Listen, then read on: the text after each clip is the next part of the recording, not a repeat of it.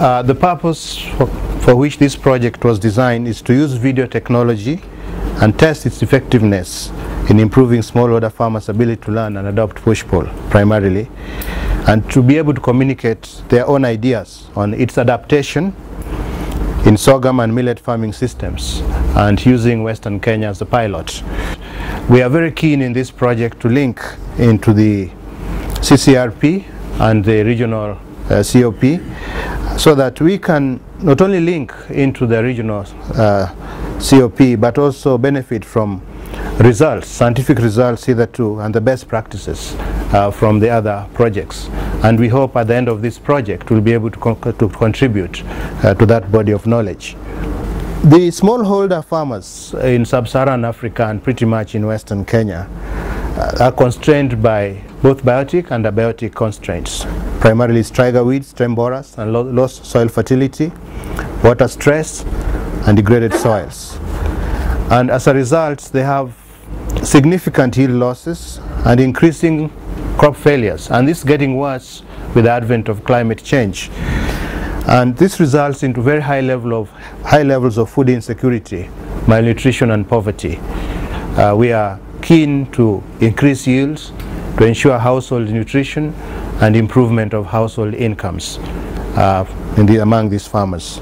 If we bring it closer home, how do we intend to tackle this problem?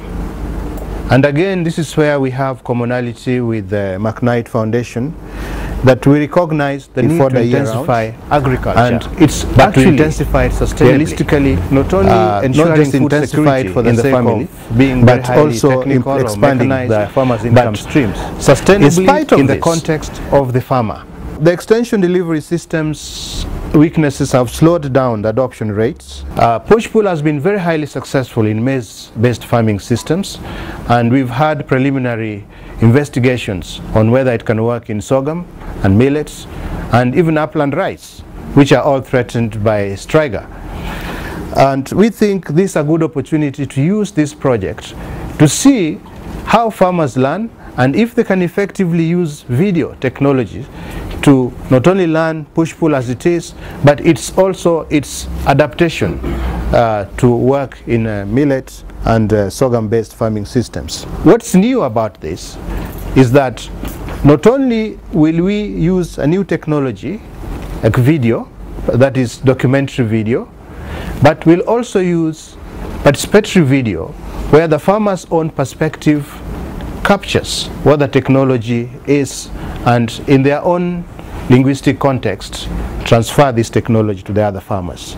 What we've learned from what we've done so far is that farmer-to-farmer communication is what works best, is what's most sustainable. If Mr. John Otiep explains the integration of push-pull and dairy goat farming to another farmer, that farmer will empathize more with him. Actually, he'll move very rapidly from merely perceiving this integration to actually conceiving it, owning it, because he's seen John doing it. And farmer-to-farmer communication to us is a big winner. Before I entered into this type of farming, this technology, I was really suffering. I was suffering because I could not manage to get enough food for my people.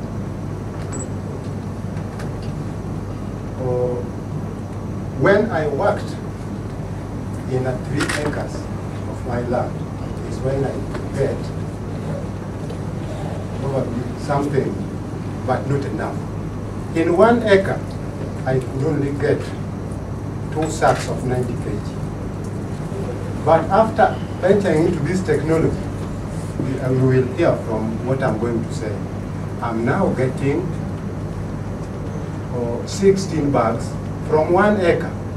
I'm now getting 7 bags extra that I'm now selling, and it's getting me income.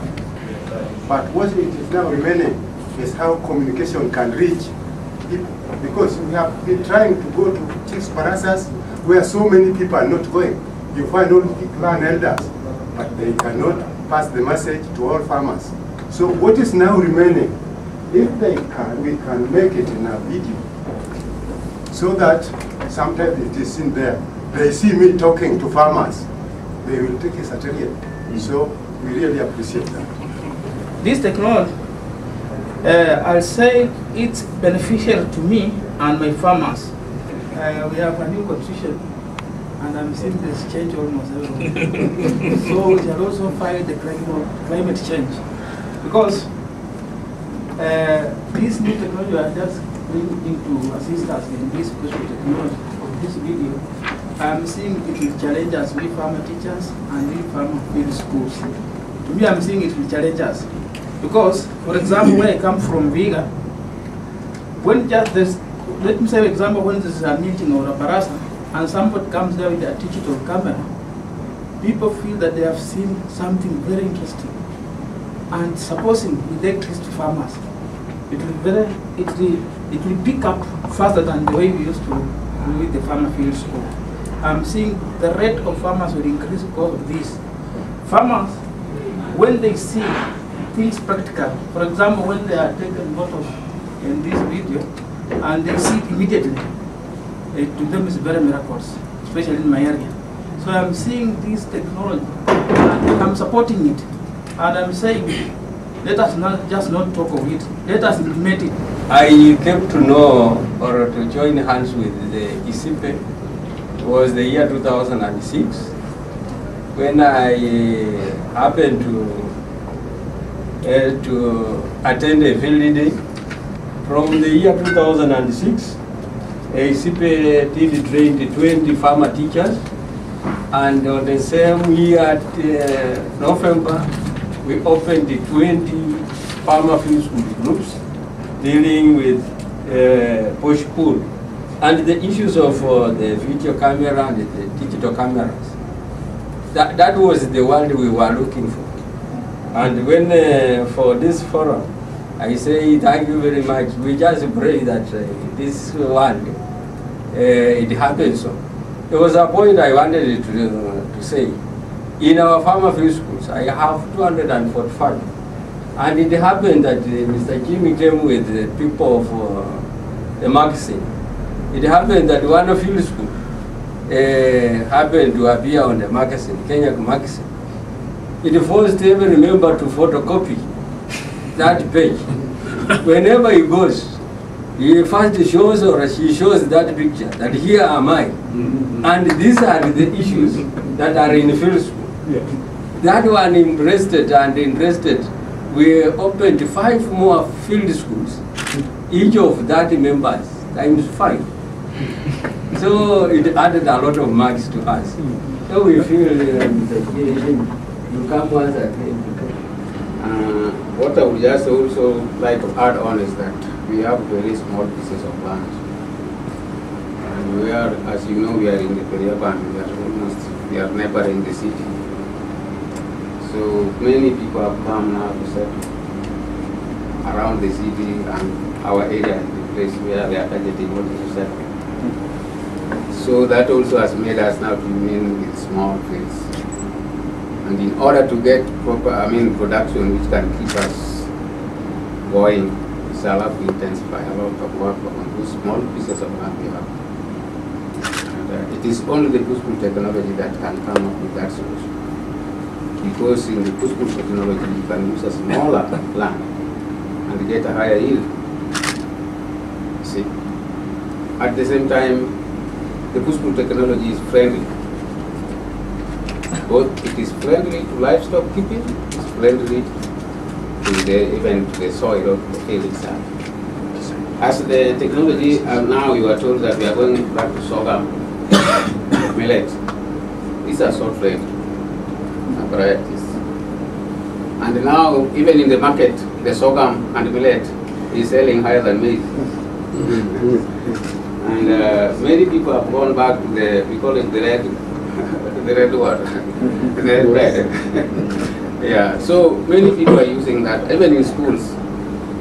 What they are using, the porridge they are using is made of millet and even sorghum. You see? So we as farmers, we are happy that the sorghum and millet is also coming with the push-pull technology. and we really appreciate that. When I go back to the video, assisting the farmers in learning, it is really just what our friends have done or have said. I remember there is a booklet which was printed about the impact of the PPT in Western Kenya. And some of members of my farmers appeared to be in that picture. Now they were saying, so you see, so this is your picture, yes. Oh. Then where did you take it? Just here. Don't you see that tree? Oh yeah, it is. So they have come to learn that really what I'm doing has now been noted, and it is in that book. It is permanently there. Even my grands will come to see that when your father was, when your grandfather was still on this world, he used to and increased the food situation. But once they will be seeing those things in practice, they will see really this is what really Mr. So-and-so was doing at that time. And then it will make them say that it is not only the technology is not sparely for a certain people. All people can practice it because they will see even an aged lady who has succeeded. Just in rearing is one animal there, and they are seeing. They say this is Mama so and so doing this. So I'm saying that the technology should be made a reality. Why postpone? Where I come from is a valley, Lambwe Valley. Maybe most of you have already come. Yeah, yes, together. When so I heard of what postpone is technology, I embraced the technology so with that, wholeheartedly. I started sharing the ideas also with my community because the land is there, but you cannot produce enough because of the problem I just mentioned. There was the problem with tiger, the stem borer. And we realized that through this technology, the striker won't be there, the stem borer won't be there. So anybody would like to adopt that technology. So we started in the year 2000 with a small plot, 10 by 10. Before the post-pole technology came into practice, what we were getting in the farm, because I did a bit of agriculture at school, so I could undertake some crop husbandry and the rural practice well as required. I could only manage 3 bags per acre. What am I now getting at the moment? I'm getting 24 bags. And you can see I'm now very close to sustain my 12 people who are depending on me. Now, what we now need as farmers is also to move with the world. The world is now changing. I mentioned it earlier. If there's this technology of now talking with video, now it will have a lot of impact on us as farmers. That kind of documentation is also very, very important. So you have to document whatever farmers are doing there. So when you present, it will consume a very little time, but you try to show a lot of things at a go. So me, I really support the technology which might be coming. I really support the program on this sorghum. I mentioned that these are traditional food crops. Let us not call them often. The moment you call them often, people run away from them. These are very, very important. And if we embrace them, we are going to be food secure. Because I can remember in my community, those who planted the sorghum, they are not buying food. But who planted the maize, what happened? No maize. It really moved very fast. And even in our family, Wakina Mama, please allow me to give an example. Wakina Mama, they use maize very fast to sell. But sorghum, to take a process. To take a process. So it is food, it is sustainable in our community.